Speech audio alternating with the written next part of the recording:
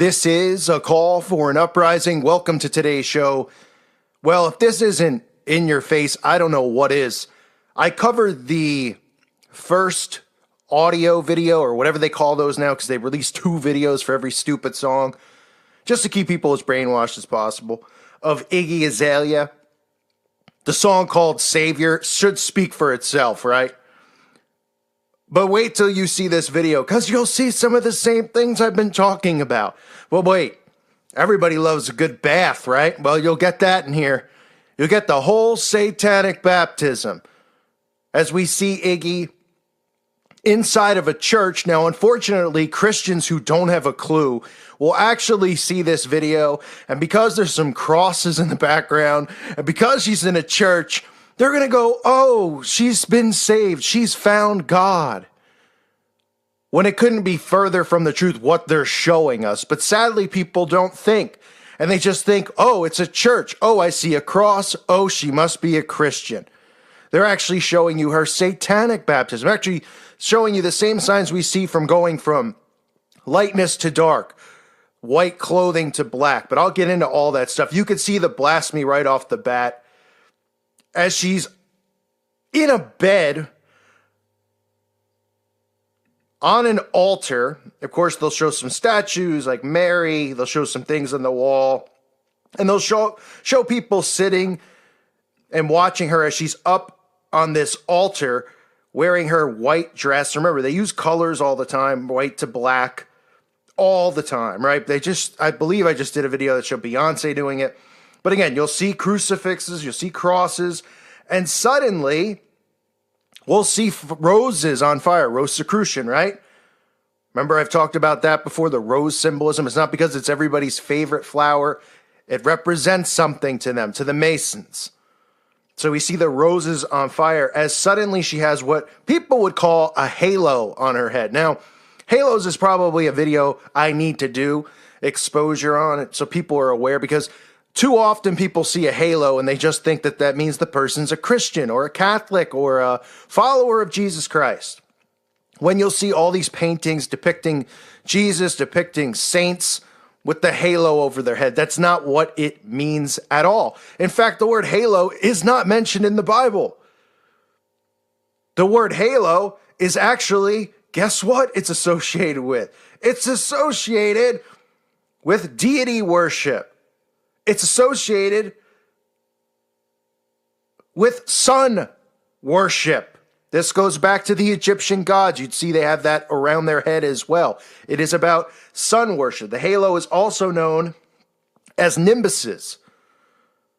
Yes, nimbuses. But these people are also imbeciles and nimbuses, is what's on top of their head. So you'll see her with this halo. It's depicting sun worship, Egyptian god worship. And I know people go, well, sun worship, that's what Jesus is. People who don't have a clue, who are narrow-minded, who have been brainwashed into thinking that all this stuff, that they've made up the Bible and all this. I'm not even going to get down into that because it's so ridiculous. And all it takes is actual common sense to figure out that you're being brainwashed for thinking that. Okay?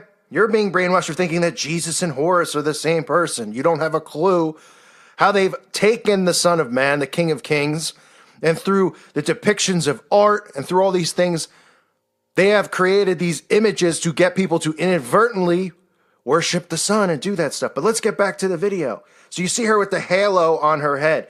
As she walks down the aisleway, you'll see candles lit and all these crosses, right? Suddenly she's wearing black, holding the burning roses. Above her head, you can easily see the pyramid, which is above her halo, deliberately placed there.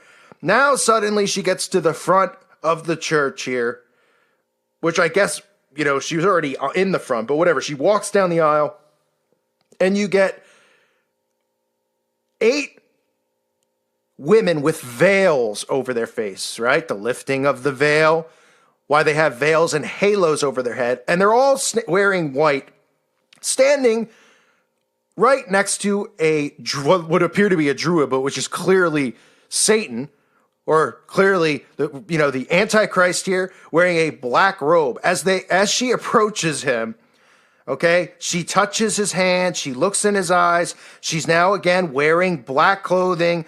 They'll show you close-ups in on these, women who are wearing veils over their eyes.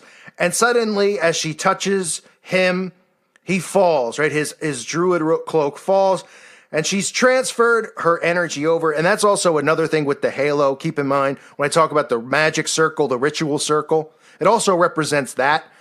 Over their head, the halo, the circle. Remember, because the magic circle is important to them. They believe they transfer energy. They can keep their energy inside of this stupid little circle that they worship. And as she's headed back down the aisleway, guess where she's going, folks? You guessed it. She's going to take a bath because she's going to have her satanic baptism. Get it? Eminem, Machine Gun Kelly, Rihanna, Beyonce, Katy Perry, Taylor Swift, Tupac.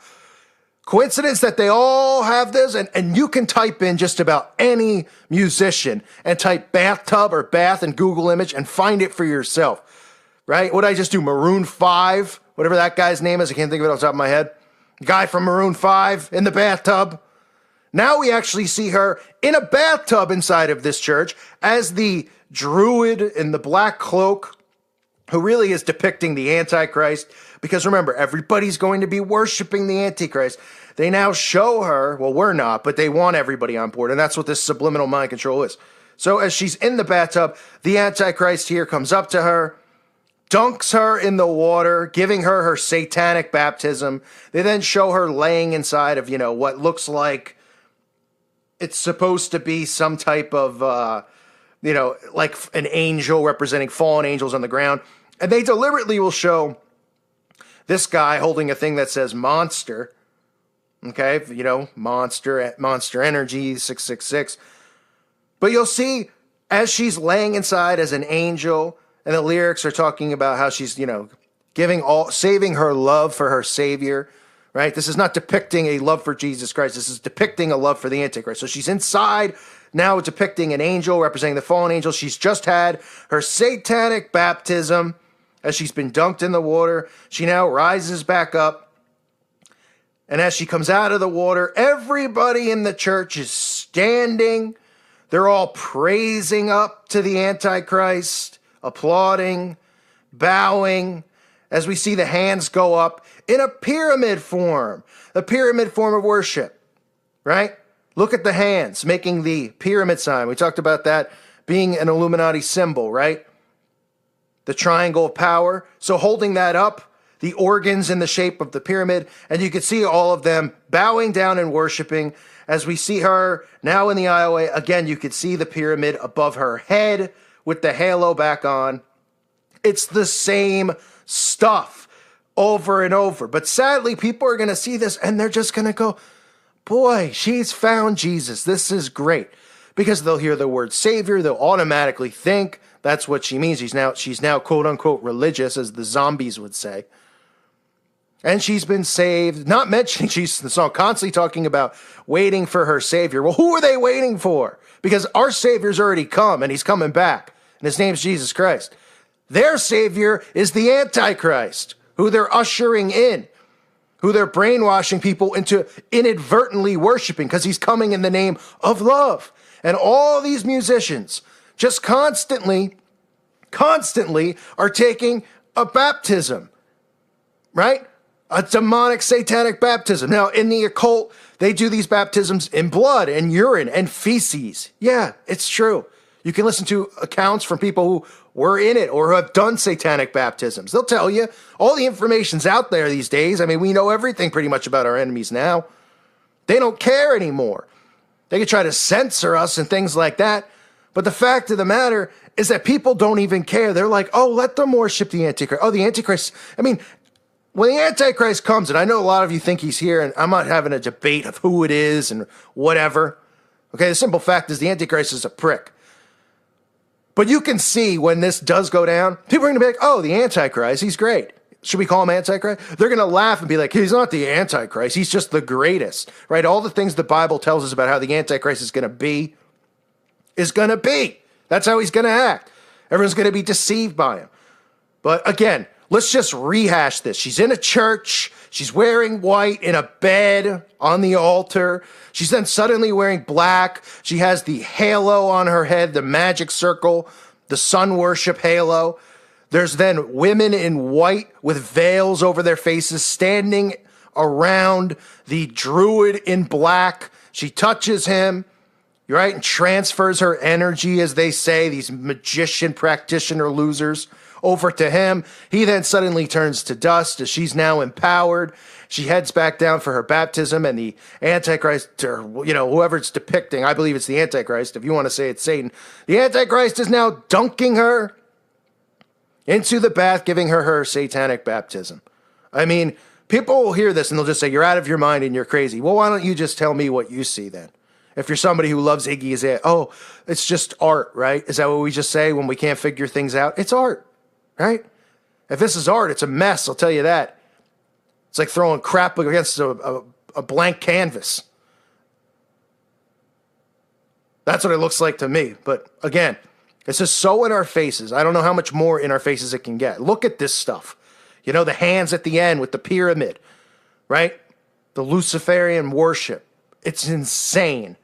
It's every music video. It's every week almost. And people still refuse to see it. It's like, I'm not just looking for it. I'm not just going, I'm going to do, oh, he's doing it because he wants to get views, right? I'm not even tagging Iggy Azalea in this one.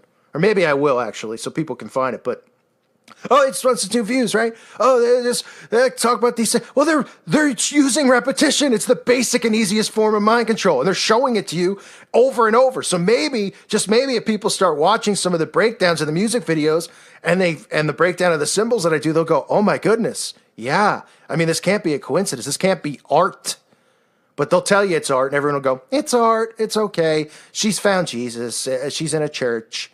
Because we live in a world of zombies, folks. This was Iggy Azalea's Savior. I hope I exposed it well enough for you to understand. I mean, my mind's running a mile a minute. This stuff just drives me nuts. It is so in our faces, it's ridiculous. But I'm sure tomorrow there'll be another video out, maybe from someone like Eminem or whoever there is in the rotation right now with the same stuff. What do we have? Eminem walking on water? A few months ago, Selena Gomez walking on water. People don't see the common themes here, right? God versus the devil. It's the oldest story ever, right? Good versus evil. Yet sadly, people are going to be cheering for the devil in the end times and wanting to be on his side, these people, because they're insane and they're selfish. And they refuse to be told what to do. It's the do what thou wilt mindset, folks. Thank you for listening to today's show. God bless all of you and your families.